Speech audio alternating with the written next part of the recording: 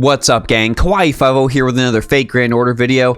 And for this summer event, of course, we had to cover the freebie servant first.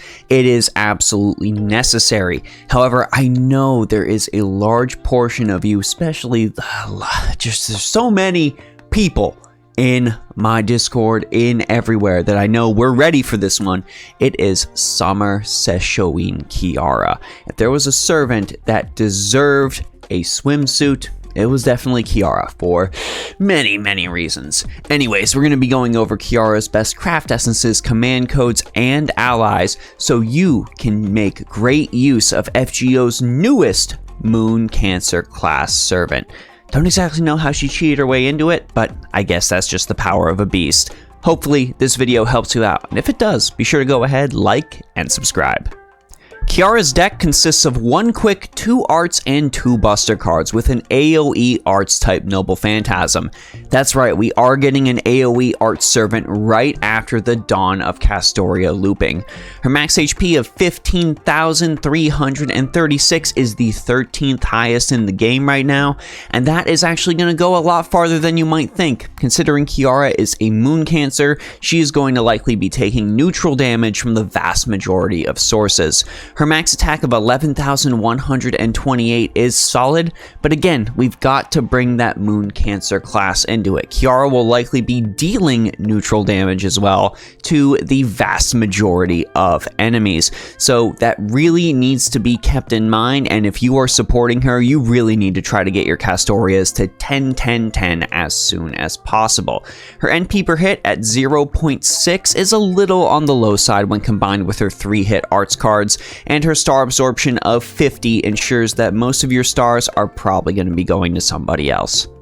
Kiara's skills in general are very interesting and very different because using her first skill powers up her second and third skills as more turns go by.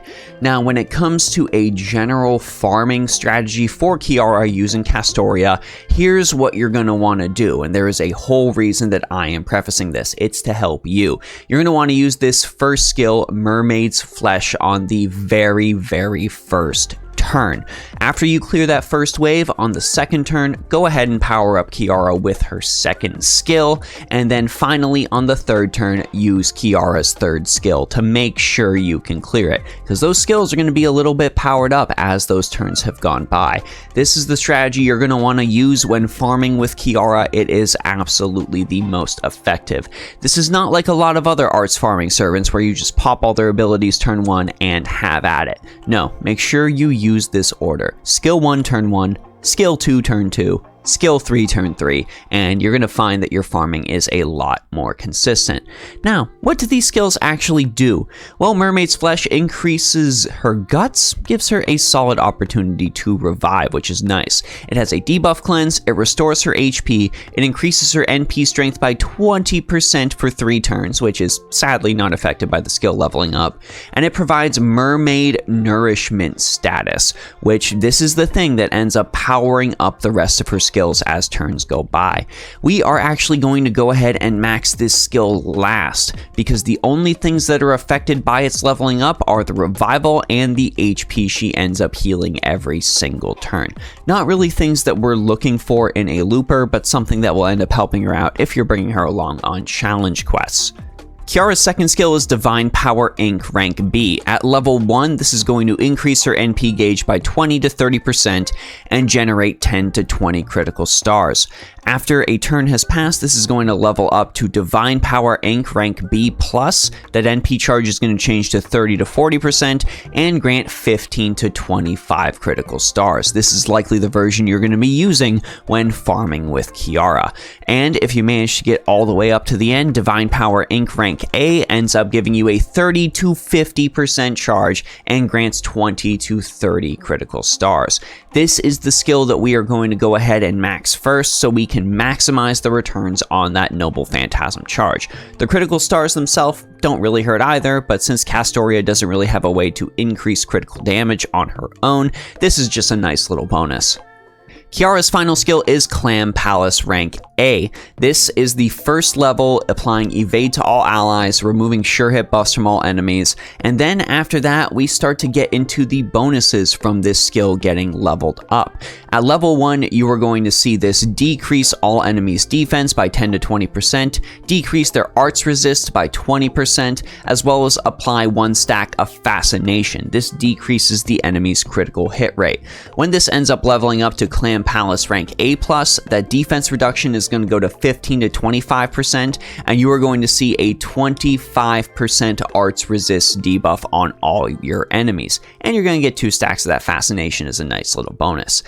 This final bit is the main reason we are using this on turn 3. So whichever enemy you're fighting is going to get a 20 to 30% defense reduction, as well as a 30% decrease to their arts resistance. So whatever Kiara ends up hitting them with, it's going to hit a lot harder than normal.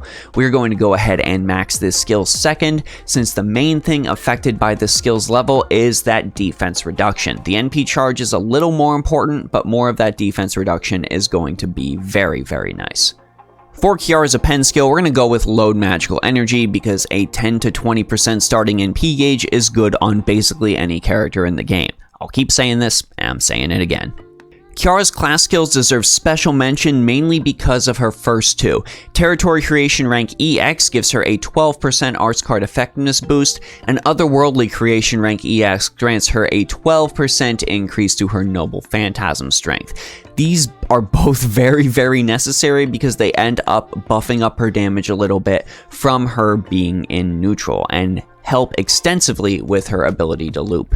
Speaking of looping, the Noble Phantasm you're going to be looping with is Heaven's Foam. I'm not even going to try pronouncing that very first bit of it.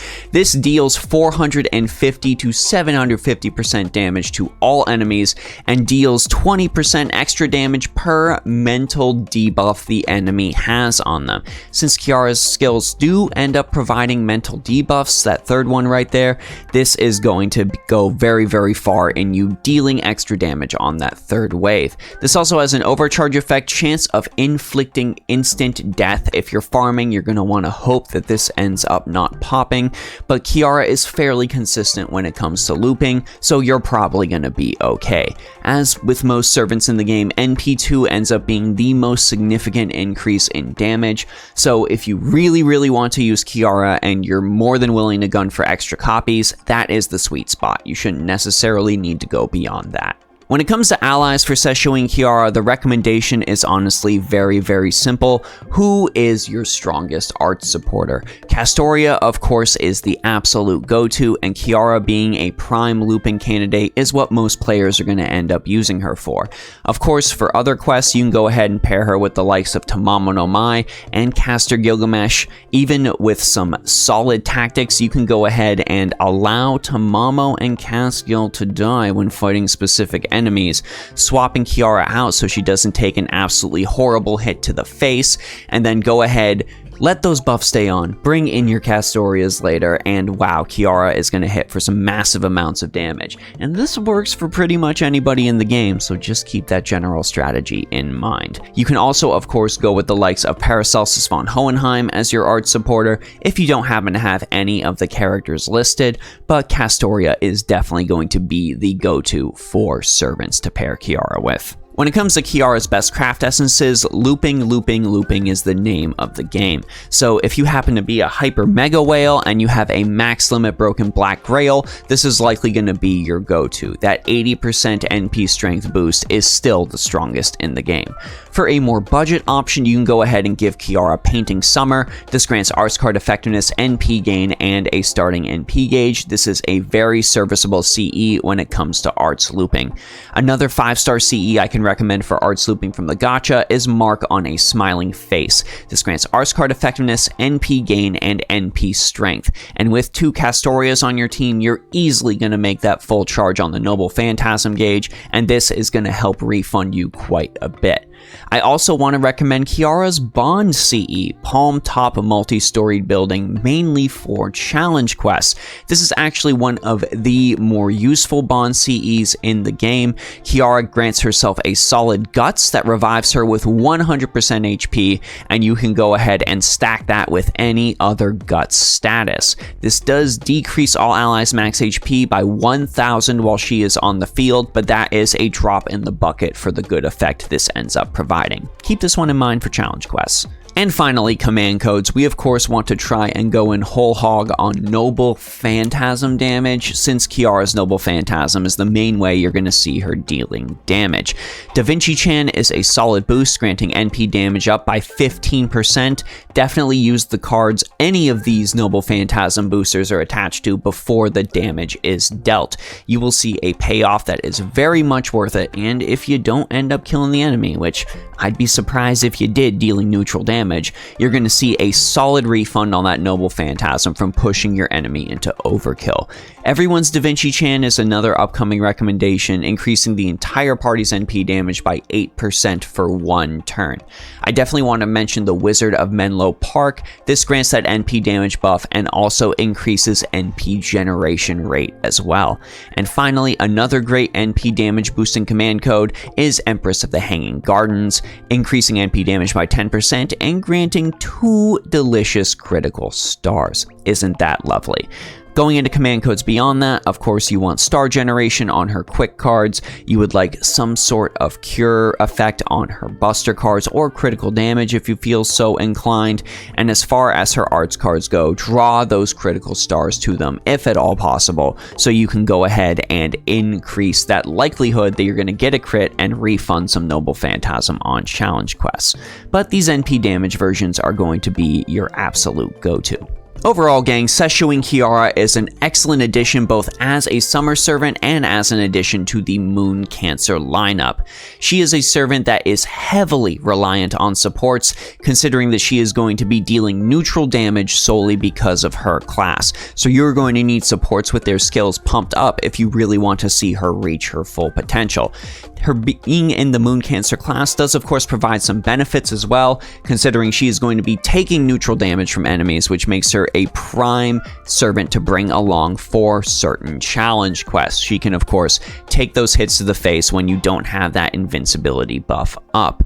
All in all, Kiara is an excellent addition to the Arts Looping family, and if you are looking for a brand new servant to add to your farming setup, Kiara is of course an incredible pick. But I want to know what you all think, so let me know your thoughts on Summer Kiara down in the comment section below. Let me know if you think there's an ally, craft essence, or command code I might have missed, and let me know if you were able to summon Kiara on her recent summer banner. I myself unfortunately failed, getting an NP2 Ilya Archer to show for my attempts, but I'm sure many of you out there were far, far more lucky. If you want to show off your rolls or just talk fake Grand Order in general, my Discord server is of course always open. I want to give a big thanks to the patrons on Patreon, subscribers and followers on Twitch, and of course all of you here on YouTube for your continued support. This is what gives me the motivation to keep making these videos. I really appreciate it. But anyways, gang, that's it for me, Kawaii50. I hope you all have a phenomenal day, and I will see you all in the next video.